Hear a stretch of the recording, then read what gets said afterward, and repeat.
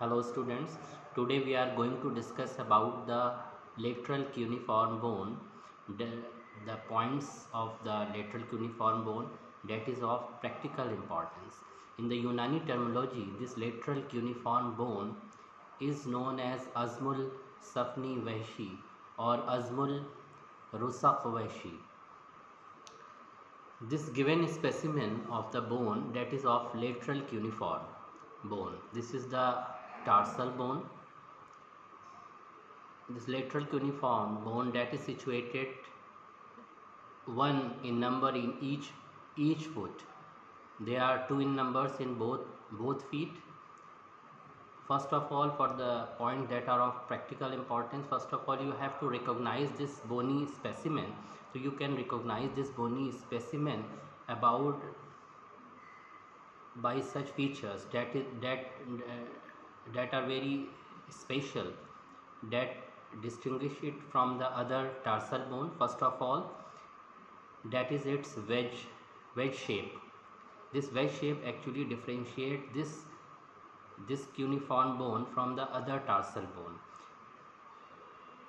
As a lateral cuneiform bone, you have to just recognize it, whether it is a medial cuneiform, intermediate cuneiform or lateral cuneiform. You can identify the lateral cuneiform bone having its wedge-like appearance, that is common in all type of cuneiform bone. Second, the lateral cuneiform bone, you can identify this bone from the other cuneiform bone, that is the second largest cuneiform bone. Of being a second largest, that makes it the lateral cuneiform bone. The largest cuneiform bone is the medial cuneiform bone, and the smallest cuneiform bone, that is the intermediate cuneiform bone. After recognizing this bony specimen, you have to just recognize which side it belongs to, because it is a bilateral structure. It is present in both feet. You have to just know of which foot it belongs to. What are the points that are important, that you should burn in your mind while determining its side. So these points will let you to understand of which side it belongs to.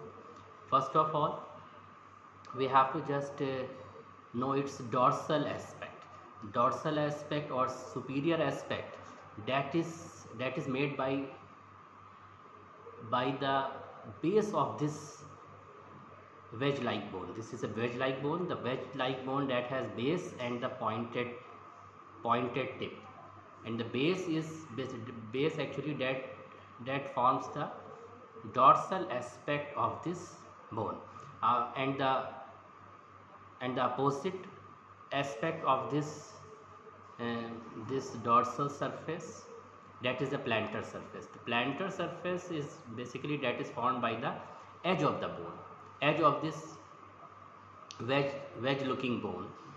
The edge of this wedge actually that makes the plantar aspect of the bone, that is situated posteriorly.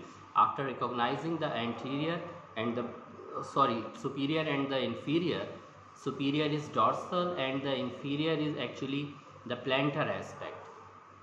Now you have to just recognize the proximal and the distal aspect. The proximal aspect basically that is situated posteriorly, and the distal aspect that is situated anteriorly. Distal aspect that can be recognized by having an articular facet, a large articular facet, that is for the articulation with the third metatarsal bone, the base of the third metatarsal bone. And this proximal aspect, that is the posterior aspect of the bone, that is also having the articular facet, but this articular facet that is smaller as compared to the distal articular facet, that is going to be attached with the third metatarsal bone, the base of the third metatarsal bone. And this proximal articular facet that is situated, this articular facet that is situated in the proximal aspect, the one that is situated at its upper 2/3, and 1/3 is not having the articular facet, and this is having the rough end part. So after just getting the upper aspect, lower aspect, proximal and distal, proximal and the distal, and you have to just know which part that is medial or in the lateral. The lateral aspect, is having the articular facet, and this you can find the articular facet on its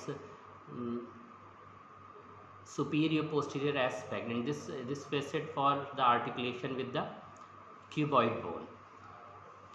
bone, and this is the lateral aspect. You can recognize it by having the articular facet that is situated posterior superiorly and anterior superiorly, and it is for articulation with cuboid bone. And medial opposite would be the medial surface, that is for the articulation with the intermediate cuneiform bone. And having known all these aspects, you would be able to place in its correct site. This is all about the lateral cuneiform bone. Thank you.